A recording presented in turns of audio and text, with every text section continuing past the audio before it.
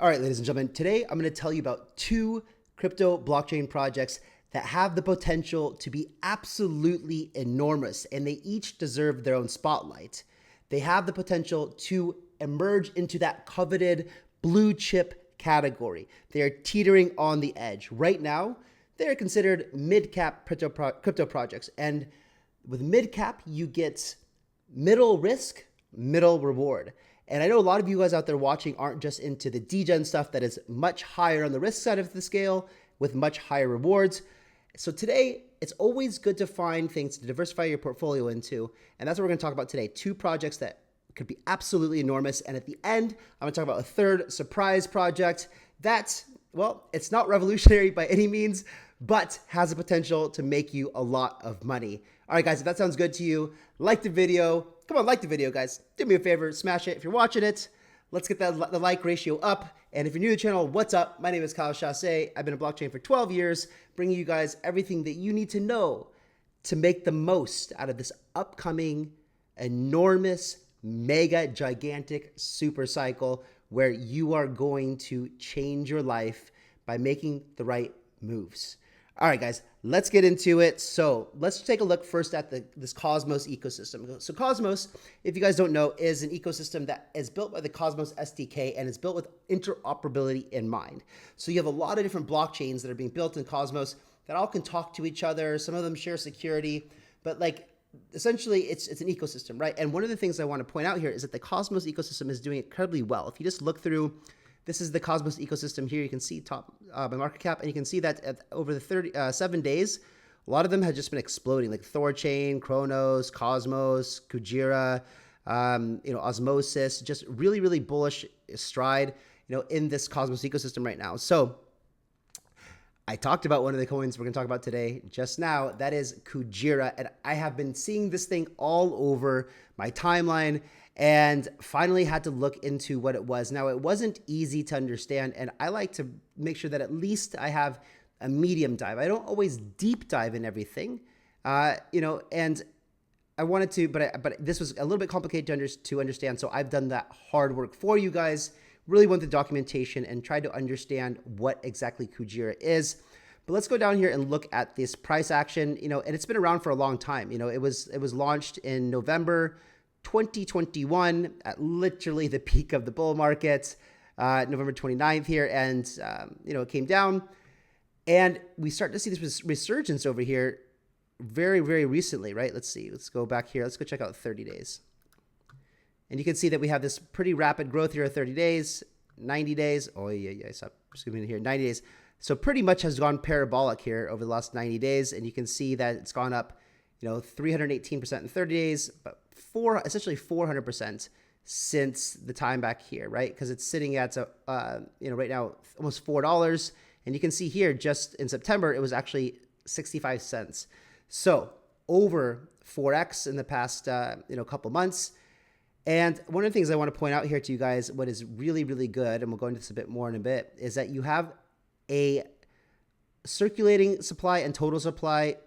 Basically, all of the tokens have been distributed and are now in circulation. So you don't have to look forward to any type of inflation anymore in the future. Any private sell investors have now had the chance to exit the ecosystem. And this is really, really good for, one of the things that we like to look at here when assessing what kind of more inflation could come and dilute the supply, which is fighting against price appreciation. So Kujira is a layer 1 blockchain built in the Cosmos ecosystem. And the best way that I can explain it to you is these guys believe that they have figured out a very cohesive all-in-one ecosystem for finance. So the ecosystem itself is pretty tricky, and with full transparency, I probably will never use it. I might actually, but it's in the Cosmos ecosystem, and really what they're claiming to have done is improve capital efficiency. So they built a blockchain where all of the value and fees that accrue go back to participants in the ecosystem. So if you're supplying liquidity, if you're loaning out assets, if you're borrowing assets, if you're using the exchange that they've built, if you're participating and adding value in some way, you're getting yield and rewards back. And the protocol itself is generating a lot of revenue as well. And we'll get into that revenue in just a bit. You know that I like to see revenue generating protocols. Now, it is semi-permissioned, and the way that someone can build on Kujira, and what that means, guys, is that on Ethereum, anybody can go in there without permission and build any type of application or DApp, decentralized application that they want to. And Kujira, the difference is that it needs to be vetted by token holders, by governance. So if you want to build on Kujira, you need to come with a proposal. It needs to be well thought out, and the governance holders, the token holders, will vote on whether to allow you to build in the ecosystem or not. They say that they want to do this to create a tight-knit hub of revenue-generating products with great user experience. Grown-up DeFi is not a meme. So essentially, they're trying to not make things very, very, like a circus, essentially. They want to make it high-quality, value-generating, value-creating, profitable types of protocols. And that's interesting for you because everything that's being built on top of here, if you are holding Kujira and then you go stake it, you're going to be earning, earning fees that are generated within all the apps that are built in the Kujira ecosystem. So as we scroll down here, you can see there's many, many, many, many different financial applications. Now, the reason that this has so much potential is because it has the possibility, it's not just a layer one. It's not just something like Aave, a borrowing and lending app. It's not just an exchange like a KuCoin or a Binance or something. It's not just a place where you can buy assets or tokens at a discount. It has all of these things built into one protocol. And so if this entire ecosystem were to take off and start working, and if it is as efficient as they claim it to be, this thing has really, really big potential to be all of these things, all encompassing, right? We know like a really good layer one ecosystem is generally valued in the billions of dollars. We know that something like Aave is valued in the billions of dollars. We know that exchanges are valued in the billions of dollars. So when you combine those all together, it gives you the idea of the potential of what this can become. Now, there are caveats I'm going to get into in just a bit, because as big as this can become, it's kind of this chicken and egg problem. And I'll talk about a bit more about that in just a bit.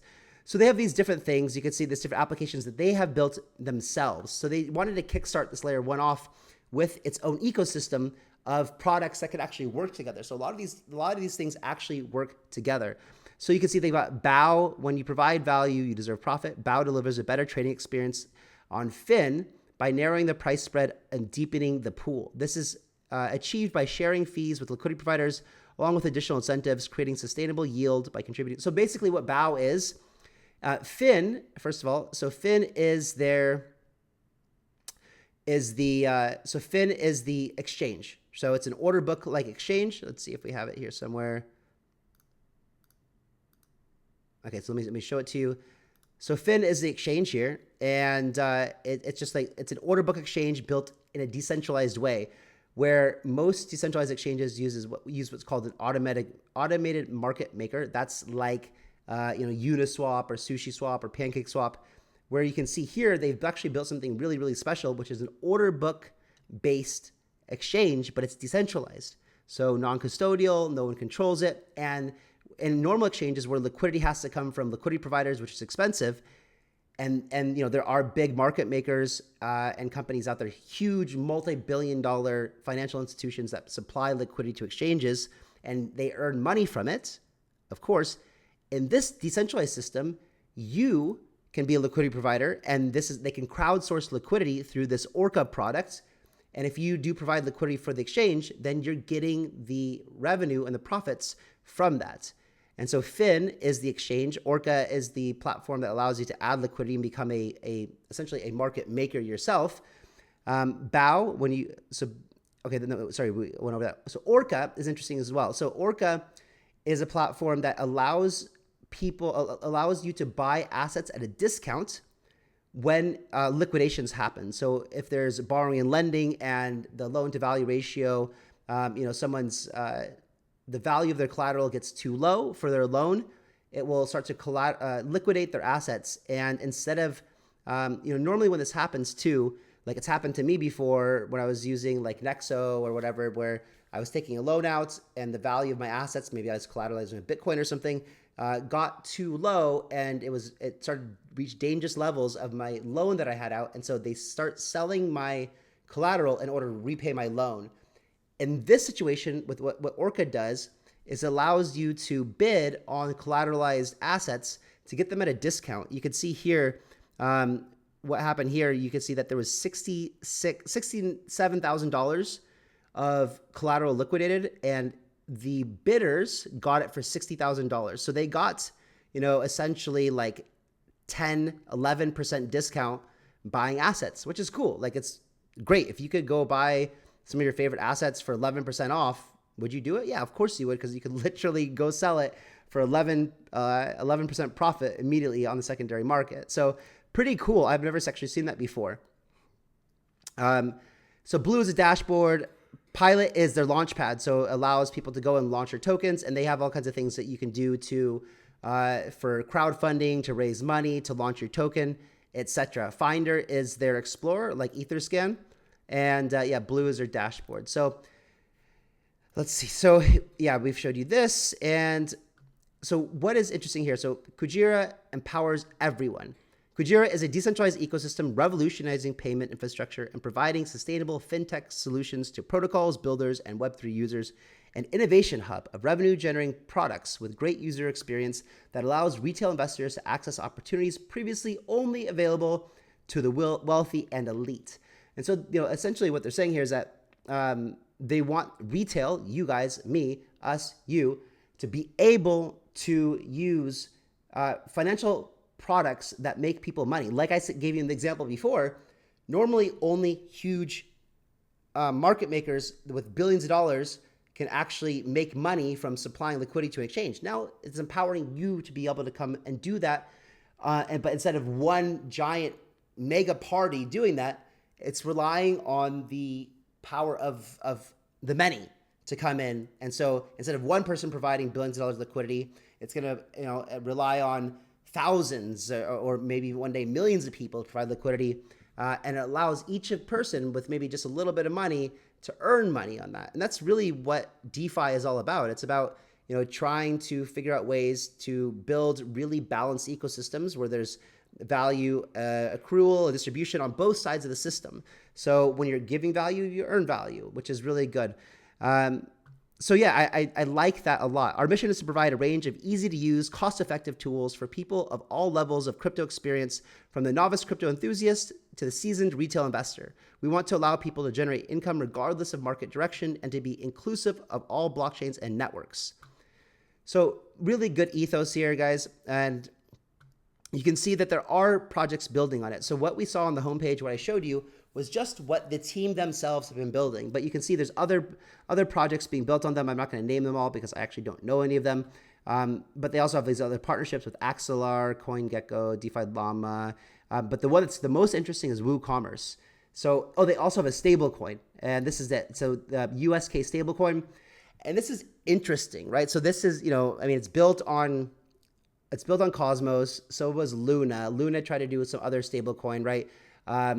But this one is backed, it's over collateralized stablecoin with real assets backed with like Atom, wrapped Bitcoin, wrapped Ethereum, wrapped BNB, et cetera, et cetera. So it allows you to, basically use these. You can collateralize your assets. You can take out and mint USK stablecoin. And so they're trying to do a truly permissionless, because you guys know, or maybe you don't know, but USDT and USDC and PayPal's US, stablecoin, whatever it's called, they're all centralized, which means that it's not truly permissionless. And so that means that if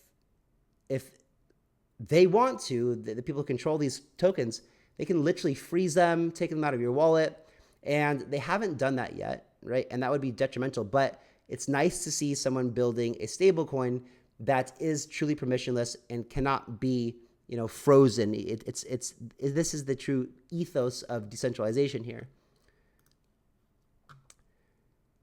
And of course, it's not. This is just talking about their. It's not inflationary. It's sustainable, and this is what I like to see as well. Like really good token economies that create value, not inflationary, and so this is a good reason. So we have, what do we know? We know that the supply is fully circulating, so we're not going to have any more big dumps from any investors or anything like that. We know that that it's a deflationary token, or it's not, at least it's anti-inflationary, and that there's value being created within the ecosystem that's redistributed to people who are staking their KUJI tokens. So you can see here that's all. So all of the tokens have been distributed already, and that finished on November 9th. So just 7 days ago, the last distribution of tokens was out, and now you've got it fully circulating. So this is why I chose to make the video on Kujira in the first place. Yeah, I saw it all over the timeline, people talking about it, which is really great to see. But you can see the 90-day revenue is pretty high. Let me just refresh this to make sure it's right. But it was like 4.5 before, yeah, 4.5. So this is like $18-19 million annually of revenue this little blockchain that came out of nowhere is generating. Now, to give you some context, so annualized, right, 90-day revenue, $4.5 million times 4 quarters gives you $18-19 million of annual revenue. Now, for context, Solana is generating $26.25 million. So not much more, about, what is that? About 25 to 30% more. But the market cap, where Kujira is like, what is it? 480 fully diluted valuation versus 37.17 billion, right? That's a big difference. Let's look at some other ones just for fun. Let's go look at Polygon. Polygon's generating $21 million a year, so you're just a bit more, valued at $9 billion. It's over 20x from Kujira. Let's look at Cardano. Cardano is generating $2.24 million, valued at $16 billion. So I like to look at these, how much revenue is being generated. It's because that's a measure of efficiency within an ecosystem. And so I believe that based on that alone, which you can't always base something just on that alone, because this market is full of speculation and all kinds of things.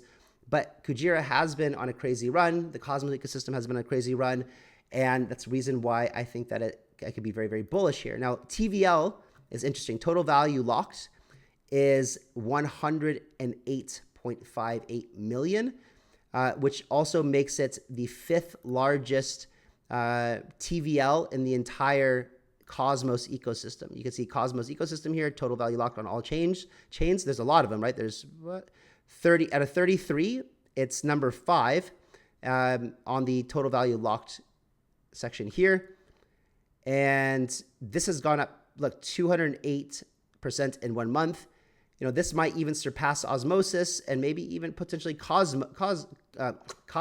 And Kava is like a top 50 token or something like that. So this is why it's on my radar right now, showing it to you guys before it gets much, much bigger. And if it continues the pace it has been, then there's a lot of things to be bullish about here.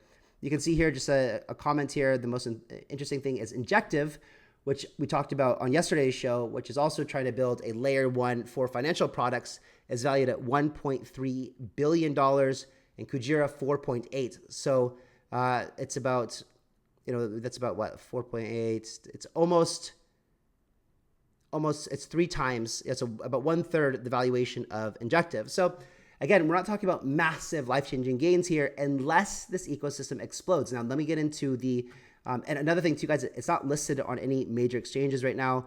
It's listed, if you ever want to find out how to buy a token, and I'm not suggesting that you do on this one, and you can see the good social metrics too, 31,000 people on the watch list. If you go to markets, either in CoinGecko or CoinMarketCap, and you can see the exchanges in which it's traded on. So the easiest thing would be MEXC as a centralized exchange that's listing it, if you wanted to buy this exchange. But also, if you want to do it in another way, we actually made an easy guide for you to learn how to get your assets into the Cosmos ecosystem. You have to use the Kepler wallet, and then we do some pretty simple explanations on how to go get Kujira if you wanted to get it. So now let's get into, so yeah, another point. The point was that it's doing a lot of volume. Not a ton, but when this thing starts getting listed on bigger exchanges, that alone is a good reason for the price to skyrocket, right? So, it gets listed on OKX or KuCoin or Binance. You better believe this thing's going to go up a lot. One of the things that I want to point out here is this. So the TVL, the entire thing here is this thing going to be successful or not? Why the sudden run up? Well, for this thing to be successful, the entire ecosystem has to be used. Now, if we sit here and we look at this exchange, one of the things that you're going to notice if you look at this exchange versus a lot of other exchanges is this order book isn't moving. This is a live exchange, and you don't see orders being filled, which means there's very, very, very little things happening here, and you have probably a pretty thin order book as well, which means you can't go trade a lot of assets, and you're not going to have the ability to trade a lot of volume which makes it not very attractive for people who are doing a lot of trading. And so it has this chicken and the egg problem here that really needs to get things going for this whole ecosystem to work. Now, if they've built a very capital efficient system, which is more effective than others, capital will flow here. Capital flows where efficiency allows it to flow. And one of the things I want to show you here is that the good news is that there is some signs of life. So where is a TVL? So you can see that a lot of it, majority, is locked here. I think that's either from staking or something. I'm not sure. But you can see the different products. There is some TVL. This one, the ORCA product, which allows you to buy these things at a discount. This is probably low because there's probably nothing going on right now as far as assets being liquidated. But if you look at this other product, the exchange, okay, you got some liquidity in there, $13.24 million, and it was almost dead, earlier in the year, and people are starting to add assets in there. This is a good sign of early stages of life. So, I'm making this video and telling you guys about this today, not because I'm thinking that put all your money here, it's going to explode, but you see the early stages of life. And if you want to make life-changing gains, you have to be early, right? You have to be early before it explodes, right? Because when it explodes, it's too late. You can see in another product here in BAO that they have, there's 8.3 million. In the stablecoin product, you've got 22 million. And remember, like Frax Finance in its early days, Frax is now a top 100, top 50, I believe. In the early days, you saw the same thing. You saw a little bit people testing the waters. And this is exactly what you see here. You see some people testing it out and getting confident with it and feeling it out. So this is a very early ecosystem in this product Ghost, $54.69 million of TVL. So it's happening. And for that reason, it makes me bullish on it. Am I going to buy a huge bag? No. Am I going to buy some? Absolutely. I haven't yet, but I intend on it. Just because even if this doesn't work, I think that in the grand scheme of things, and that's what you want to pay attention to, you want to come back and see, is this being adopted? Is there more capital coming in to make all these DeFi products work together? But you have it looks like the Cosmos ecosystem is really picking up. You have good volume on being traded, and it will likely be listed by exchanges, which will get the momentum going all together. And we're still in the early stages of a bull market. And this thing has a really crazy community that I think is very, very helpful to help bring awareness and increase the price. So next thing we're going to talk about is Celestia. So Celestia is something that I've been hearing about from the VC circle for a while. And it is impressive, guys. Celestia is something that theoretically can take on Ethereum.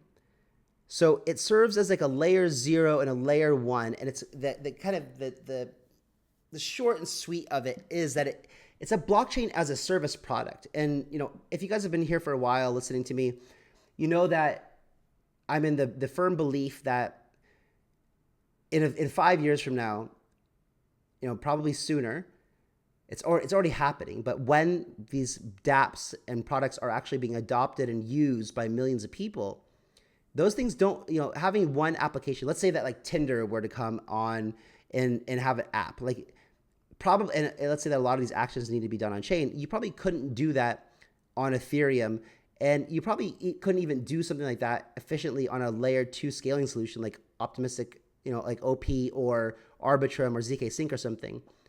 You would need your own blockchain to do that with the throughput. So blockchain as a service, a real easy way for anyone to spin up their own blockchain, is going to be the solution. And so this is also why I'm so bullish on CCIP from Chainlink, because if there's thousands of different app chains or application specific blockchains out there, then they're going to need to talk to each other and communicate. And IBC from Cosmos has that built in, which is going to allow all of Celestia's app chains to talk to each other, and also for the Celestia blockchain ecosystem to also integrate with the broader Cosmos ecosystem. So it's quite bullish in the way that it's going to allow liquidity to flow into Celestia from all the liquidity that exists in Cosmos right now.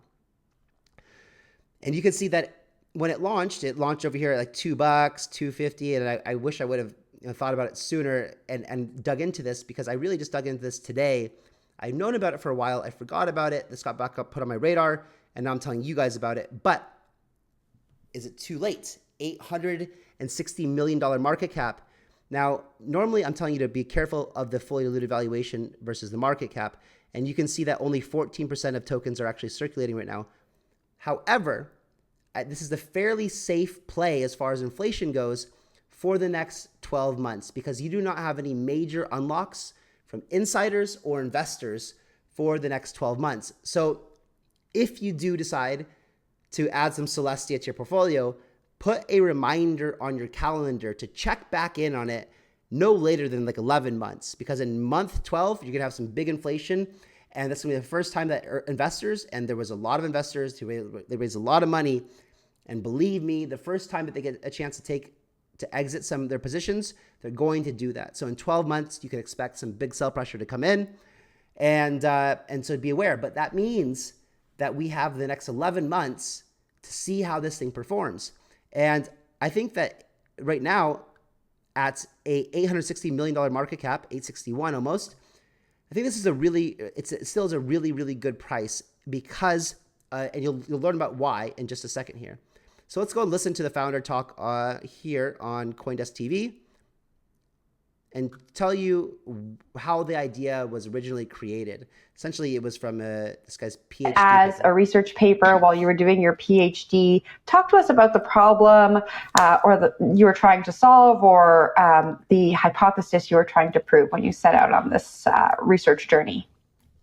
Sure. So Celestia was created in 2019 as a white paper when I was doing research into layer 1 scaling solutions. And previously, I had co-authored a project called Chainspace, which was one of the first blockchain sharding protocols that was acquired by Facebook. But I didn't join Facebook, and I started Celestia instead, which was formerly known as Laserledger. And the reason why I started it is because at the time I saw that there was a lot of very complicated layer 1 scaling solutions being proposed.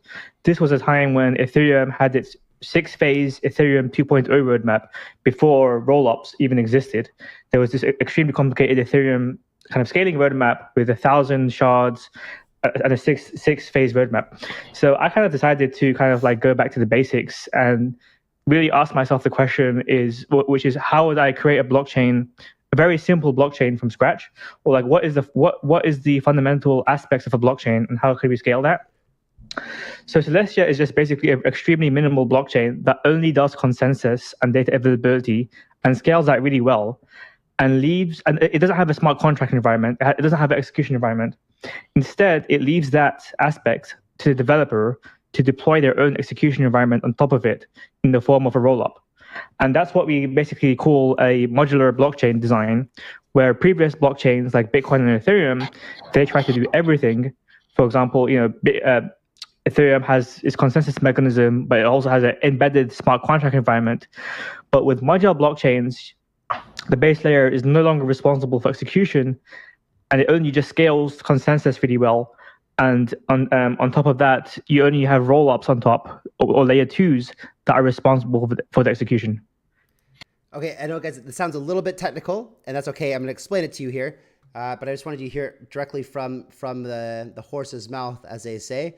And so you can see here, this is what he's talking about here is traditional monolithic architecture. So you've got Bitcoin and Ethereum, for example, or even Algorand or Cardano, all work on this kind of monolithic or single structure, where on the base layer, an Ethereum layer 1, in Cardano and Bitcoin, everything is happening in the same layer. So all the transactions that are happening, all the smart contract executions, all the writing to chain, the reading from chain, that all happens on one layer. And it's very, very intensive to be sitting and competing with, compute power. And so what Celestia has done instead is they wanted to build a very, very, very efficient base layer that all it did is this data availability layer, which just means it's a ledger. It's just keeping the ledger for everybody. And it also has consensus, which means that the network validators need to agree that a transaction is valid. It doesn't have all the compute power that's needed for transactions to be processed in dApps. That happens right here. You can see here, this execution layer sits underneath smart contracts, which means that anybody that wants to come and create their own environment, their own layer 1 blockchain essentially, or layer 2, but it's like a layer 1. So Celestia can be looked at, in my opinion, as a layer 0 or a layer 1.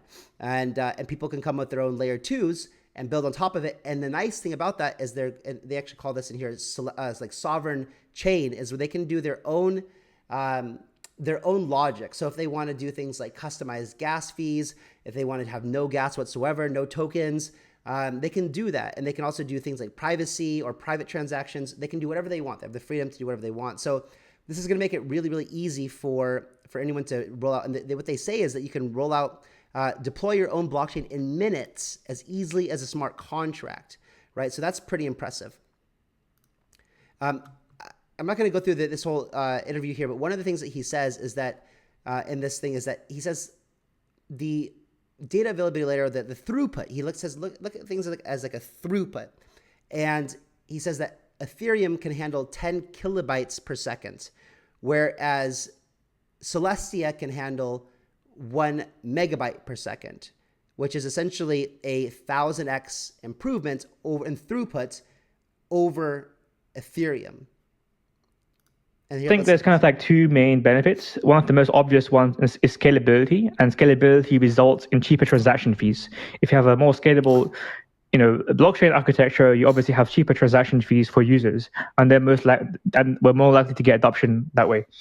But one of the other benefits, which I think is underrated, is that developers can create much better products thanks to the fact that they have much more flexibility in how they design their applications. Because as I said, because developers can create their own layer 2s and rollups, they're no longer limited to using whatever smart contract environment is on the base layer, like the Ethereum virtual machine. Yeah, so that's what I was saying. So they can also use whatever virtual machine they want to, or no virtual machine whatsoever. So when we were building before in the Polkadot ecosystem, one of our developers said one of the nice things about that is that you can do no virtual machine whatsoever. You can just have application or dApp directly on top of the bytecode level or the level of execution without a virtual machine, without even smart contracts. And that's a much more efficient, quicker, cheaper, less computational intensive process. And so you can customize these things however you want. Now, he also mentions in here that people like Optimism and ZK-Sync and Arbitrum could also have their L2s deployed on top of Celestia as well.